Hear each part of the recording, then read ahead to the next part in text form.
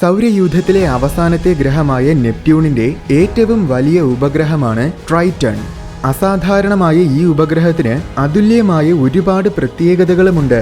ആ പ്രത്യേകതകൾ കാരണം നമ്മുടെ സോളാർ സിസ്റ്റത്തിലെ ഏറ്റവും കൗതുകമുളവാക്കുന്ന ലോകങ്ങളിൽ ഒന്നുകൂടെയാണ് ട്രൈറ്റൺ. നിർഭാഗ്യവശാൽ സൂര്യനിൽ നിന്നും ഏറ്റവും അകലെയായതുകൊണ്ട് തന്നെ നെപ്റ്റ്യൂണിനെയും അതിന്റെ ഉപഗ്രഹമായ ട്രൈറ്റണിനെയും ഒരേയൊരു പേടകം മാത്രമാണ് ഇതുവരെയായിട്ടും സന്ദർശിച്ചിട്ടുള്ളത്. അത് 1977 വിക്ഷേപിച്ച വോയേജർ 2 പേടകമാണ്. 1989 വോയേജർ 2 നെപ്റ്റ്യൂണിന് സമീപത്തുകൂടെ പറന്നുപോയത്. അതായത് ഏകദേശം 33 വർഷങ്ങൾക്ക് മുൻപ്. ആ സന്ദർശനത്തിൽ എന്താണ് വോയേജർ 2 ട്രൈറ്റനിൽ കണ്ടത്? ഇതുവരേക്കും ട്രൈറ്റന്റെ എന്തൊക്കെ സവിശേഷതകളാണ് നാം കണ്ടുപിടിച്ചത്? നമുക്ക് നോക്കാം.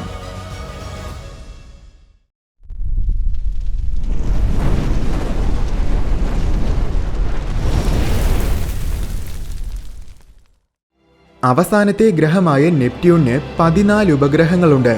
അതിൽ പകുതി ഉപഗ്രഹങ്ങളാണ് റെഗുലർ മൂൺസ്. എന്നുവെച്ചാൽ നെപ്റ്റ്യൂൺ അതിന്റെ സ്വന്തം അച്ചുതണ്ടിൽ കറങ്ങുന്ന അതേ ദിശയിൽ തന്നെ ഏകദേശം അതേ സമതലത്തിലൂടെ നെപ്റ്റ്യൂണിന് ചുറ്റും ഏകദേശം വൃത്താകൃതിയിൽ അല്ലെങ്കിൽ അധികം എലിപ്റ്റിക്കൽ അല്ലാത്ത രീതിയിൽ വലം വെക്കുന്ന ഉപഗ്രഹങ്ങൾ. ബാക്കി പകുതി ഉപഗ്രഹങ്ങൾ ഇറഗുലാർ മൂൺസ് ആണ്. അതായത് വളരെയേറെ എലിപ്റ്റിക്കലായ ഭ്രമണപഥമുള്ളതും നെപ്റ്റ്യൂൺ കറങ്ങുന്ന സമതലത്തിലൂടെ കറങ്ങുന്നതല്ലാത്തതുമായ ഉപഗ്രഹങ്ങൾ. ഈ 14 ഉപഗ്രഹങ്ങളിലും വെച്ച് ട്രൈറ്റനാണ് ഏറ്റവും വലുത്. ഏകദേശം 2707 കിലോമീറ്റേഴ്സ് ആണ് ട്രൈറ്റന്റെ വ്യാസം. എന്നുവെച്ചാൽ ട്രൈറ്റൻ ഏകദേശം നമ്മുടെ ചന്ദ്രന്റെ 80% വലിപ്പമുണ്ട്. നെപ്റ്റ്യൂണിന്റെ 14 ഉപഗ്രഹങ്ങളിൽ ട്രൈറ്റന് മാത്രമാണ് ഗോളാകൃതിയുള്ളത്. ബാക്കി ഉപഗ്രഹങ്ങൾക്കൊന്നും കൃത്യമായ ആകൃതിയില്ല. പക്ഷേ ട്രൈറ്റനും ശരിക്കും ഒരു ഇറഗുലാർ ഉപഗ്രഹമാണ്. കാരണം നെപ്റ്റ്യൂൺ സ്വന്തം അച്ചുതണ്ടിൽ കറങ്ങുന്നതിന്റെ എതിർ ദിശയിലൂടെയാണ് ട്രൈറ്റൺ നെപ്റ്റ്യൂണിന് ചുറ്റും വലം വെക്കുന്നത്. ട്രൈറ്റൺ സൗരയൂഥത്തിലെ മറ്റുപഗ്രഹങ്ങളിൽ നിന്നും വ്യത്യസ്തമായിരിക്കാനുള്ള ഒരു പ്രധാന കാരണവും ഇത് തന്നെയാണ്. അതുമാത്രമല്ല, നെപ്റ്റ്യൂൺ കറങ്ങുന്ന അതേ സമതലത്തിലൂടെയല്ല ട്രൈറ്റൺ വലം വെക്കുന്നത്. അതിനേകദേശം 30 ഡിഗ്രി ചരിവുണ്ട്. പക്ഷേ ഇതിന്റെ നെപ്റ്റ്യൂണിന് ചുറ്റുമുള്ള ഭ്രമണപഥം ഏകദേശം കൃത്യമായ വൃത്താകൃതിയാണ്. സൗരയൂഥത്തിലെ വലിയ ഉപഗ്രഹങ്ങളിൽ ഇങ്ങനെ ഗ്രഹം കറങ്ങുന്നതിന്റെ എതിർദിശയിലൂടെ വലം വെക്കുന്ന ഒരേയൊരു ഗ്രഹം ട്രൈറ്റൺ മാത്രമാണ്. ബാക്കി എല്ലാ വലിയ ഉപഗ്രഹങ്ങളും റെഗുലർ മൂൺസ് ആണ്. ഇതിനർത്ഥം നെപ്റ്റ്യൂൺ രൂപം കൊണ്ടതിനോടൊപ്പമുണ്ടായ ഉപഗ്രഹമല്ല ട്രൈറ്റൺ. പകരം അത് പിടിച്ചെടുക്കപ്പെട്ട ഒരു കുള്ളൻ ഗ്രഹമാണ്. അതുകൊണ്ട് തന്നെയാണ് നെപ്റ്റ്യൂണിന്റെ ബാക്കി എല്ലാ ഉപഗ്രഹങ്ങളെയും അപേക്ഷിച്ച് ട്രൈറ്റന്റെ വലിപ്പം വളരെ കൂടുതലായിരിക്കുന്നത്. നെപ്റ്റ്യൂണിന്റെ എല്ലാ ഉപഗ്രഹങ്ങളുടെയും മുഴുവൻ മാസും പരിഗണിക്കുമ്പോൾ അതിൽ 99.5% മാസും അടങ്ങിയിരിക്കുന്നത് ട്രൈറ്റനിൽ മാത്രമാണ്. ട്രൈറ്റണിന് നമ്മുടെ ചന്ദ്രനേക്കാൾ വലിപ്പം കുറവാണെങ്കിലും ചന്ദ്രൻ ഭൂമിയിൽ നിന്നും ആയിരിക്കുന്നതിനേക്കാൾ കുറച്ചുകൂടെ അടുത്താണ് നെപ്റ്റ്യൂണിൽ നിന്നും ട്രൈറ്റൻ ആയിരിക്കുന്നത്. അതിനാൽ തന്നെ ഭൂമിയുടെ ആകാശത്തിൽ ചന്ദ്രൻ കാണപ്പെടുന്നതിനു സമാനമായ വലിപ്പത്തിലായിരിക്കും നെപ്റ്റ്യൂണിന്റെ ആകാശത്തിൽ ട്രൈറ്റൺ കാണപ്പെടുന്നത്. സൗരയൂഥത്തിലെ തന്നെ 7ാമത്തെ വലിയ ഉപഗ്രഹമാണ് ട്രൈറ്റൺ. ഇതിന് ഏറ്റവും വലിയ കുള്ളൻ ഗ്രഹമായ പ്ലൂട്ടോയേക്കാൾ വലിപ്പമുണ്ട്. നെപ്റ്റ്യൂണിന് ശേഷമുള്ള കൈപ്പർ ബെൽറ്റ് എന്ന മേഖലയിലാണ് പ്ലൂട്ടോ സ്ഥിതി ചെയ്യുന്നത്. ആ മേഖലയിൽ നമ്മൾ ഇതുവരെ കണ്ടുപിടിച്ചിട്ടുള്ള ഏറ്റവും വലിയ വസ്തു പ്ലൂട്ടോ തന്നെയാണ്. പക്ഷേ നെപ്റ്റ്യൂൺ തട്ടിക്കൊണ്ടു പോകുന്നതിന് മുന്നേ പണ്ട് കൈപ്പർ ബെൽറ്റിലെ രാജാവ് ട്രൈറ്റൺ ആയിരുന്നു. ട്രൈറ്റൺ കൈപ്പർ ബെൽറ്റിൽ നിന്നും വന്ന വസ്തു തന്നെയാണെന്ന് കൂടുതൽ സ്ഥിരീകരിക്കാനായത് 2015 ന്യൂ ഹൊറൈസോൺസ് പേടകം പ്ലൂട്ടോയുടെ അടുത്തുകൂടെ പറന്നു പോയപ്പോഴാണ്. അതിൽ നിന്നും ശേഖരിച്ച ഡേറ്റ താരതമ്യം ചെയ്തു നോക്കിയപ്പോൾ ട്രൈറ്റന്റെയും പ്ലൂട്ടോയുടെയും ഘടനകളും സവിശേഷതകളും ഏകദേശം സമാനമാണ്. അപ്പോൾ അവ രണ്ടും രൂപം കൊണ്ടത് സൗരയൂഥത്തിന്റെ ഒരേ മേഖലയിൽ തന്നെയായിരിക്കും. നെപ്റ്റ്യൂണിൽ നിന്നും 8ാമത്തെ ഉപഗ്രഹമാണ് ട്രൈറ്റൺ. അതിന് മുന്നേയുള്ള ആദ്യത്തെ 7 ഉപഗ്രഹങ്ങളും റെഗുലർ മൂൺസ് ആണ്. നെപ്റ്റ്യൂണിൽ നിന്നും ശരാശരി ഏകദേശം 3.5 ലക്ഷം കിലോമീറ്റേഴ്സ് ദൂരത്തിലൂടെയാണ് ട്രൈറ്റൺ നെപ്റ്റ്യൂണിനെ വലം വയ്ക്കുന്നത്. ഇതൊരു തവണ നെപ്റ്റ്യൂണിന് ചുറ്റും വലം വയ്ക്കാൻ 141 മണിക്കൂറുകളെടുക്കും.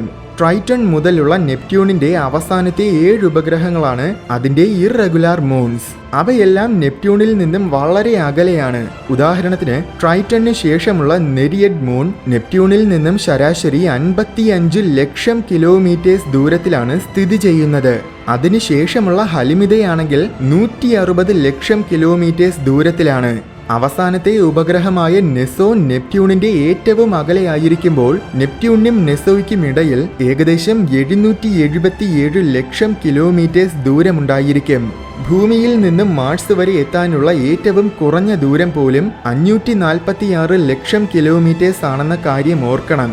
നമ്മുടെ സൗരയൂഥത്തിൽ തന്നെ ഒരു ഗ്രഹത്തിന്റെ ഏറ്റവും അകലെയുള്ള ഉപഗ്രഹം നെസോ ആണ്. ഇതൊരു തവണ നെപ്റ്റ്യൂണിനെ വലം വയ്ക്കാൻ 27 വർഷങ്ങളെടുക്കും. ട്രൈറ്റണിനെ പോലെ നെപ്റ്റ്യൂണിന്റെ ഇറഗുലാർ മൂൺസ് എല്ലാം തന്നെ പുറത്തു നിന്നും പിടിച്ചെടുക്കപ്പെട്ട ഉപഗ്രഹങ്ങളാണ്. ഇതിൽ ട്രൈറ്റൺ ഒഴികെ ബാക്കി ഇറഗുലാർ മൂൺസിന്റെ ഭ്രമണപഥങ്ങളെല്ലാം തന്നെ അത്യധികം എലിപ്റ്റിക്കലാണ്. ഒരുപക്ഷെ ട്രൈറ്റന്റെ ഗ്രാവിറ്റി കാരണമായിരിക്കും ഈ ഉപഗ്രഹങ്ങളുടെ ഭ്രമണപഥങ്ങൾ മുഴുവൻ വലിയ എലിപ്റ്റിക്കൽ ഓർബിറ്റ്സ് ആയി മാറിയതെന്നാണ് സംശയിക്കുന്നത്. സൂര്യനിൽ നിന്നും ഒരുപാട് അകലെയായതുകൊണ്ട് തന്നെ ട്രൈറ്റൺ ഒരു മഞ്ഞ് ലോകമാണ്. മുഴുവൻ ഐസ് കൊണ്ട് നിറഞ്ഞതാണ് ട്രൈറ്റന്റെ ഉപരിതലം. അതിൽ കൂടുതലും അടങ്ങിയിരിക്കുന്നത് നൈട്രജൻ ഐസ് ആണ്. ഒപ്പം അതിൽ ജലവും കാർബൺ ഡയോക്സൈഡും മറ്റ് പദാർത്ഥങ്ങളും അടങ്ങിയിട്ടുണ്ട്. ഉപരിതലം മൊത്തത്തിൽ നോക്കുമ്പോൾ വളരെ നിരന്ന പ്രതലമാണ്. എങ്കിലും ധാരാളം വരമ്പുകളും പീഠഭൂമികളും കുന്നുകൾ നിറഞ്ഞ പ്രദേശങ്ങളുമൊക്കെ ട്രൈറ്റന്റെ എല്ലായിടങ്ങളിലും കാണാൻ കഴിയും. പക്ഷേ സുലഭമായിട്ട് കാണാൻ കഴിയാത്ത ഒരു കാര്യം ക്രേറ്റേഴ്സ് ആണ്, അതായത് ഉൽക്കകൾ വന്ന് പതിച്ച പാടുകൾ. അതിന് കാരണം ട്രൈറ്റന്റെ ഉപരിതലം നിരന്തരമായിട്ട് നവീകരിക്കപ്പെട്ടുകൊണ്ടിരിക്കുകയാണ്.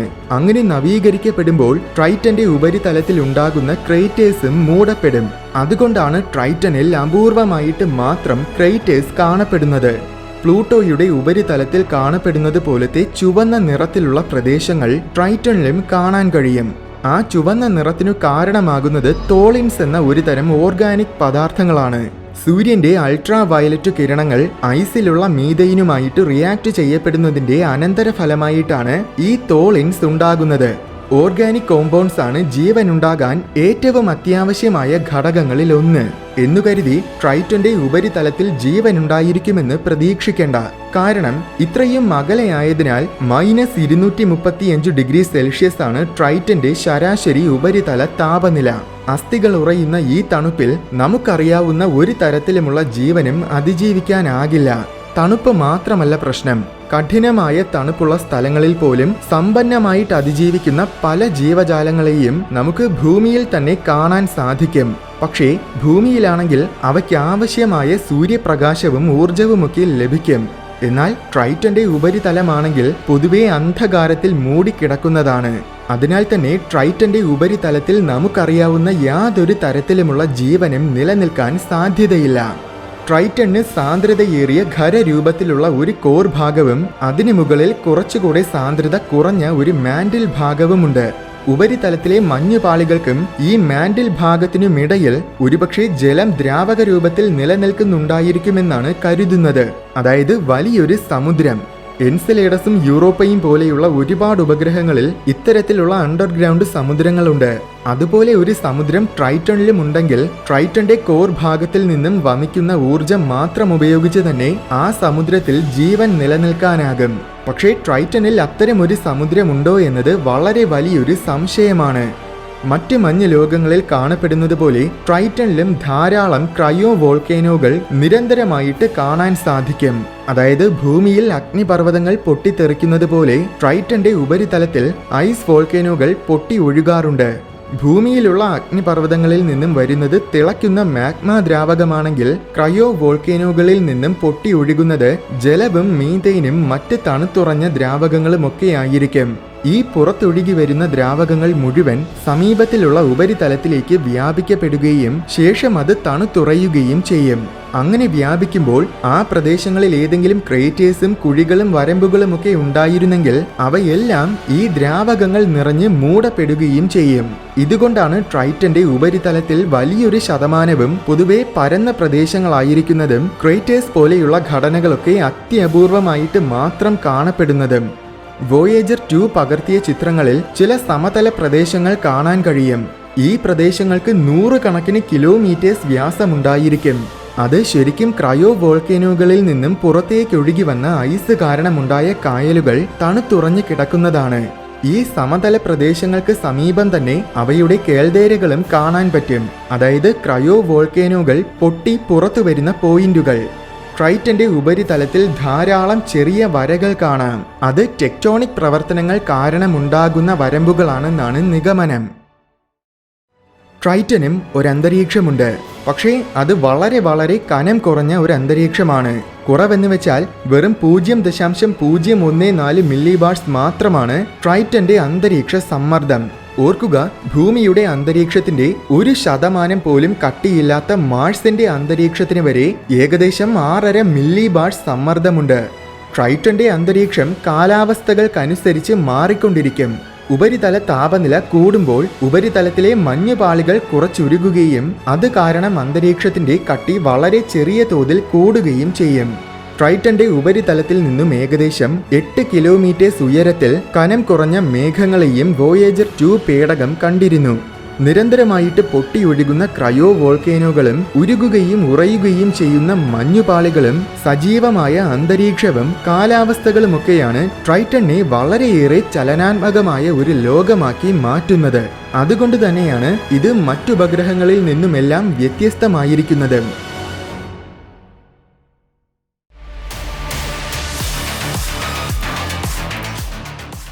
വീഡിയോ ഇഷ്ടമായെങ്കിൽ ലൈക്ക് ചെയ്യണമെന്നും ഇതുപോലെ കൗതുകവും വിജ്ഞാനവും നിറഞ്ഞ കൂടുതൽ വീഡിയോസ് കാണാനായിട്ട് ഈ ചാനൽ മറക്കാതെ സബ്സ്ക്രൈബ് ചെയ്യണമെന്നും ഓർമ്മിപ്പിക്കുന്നു.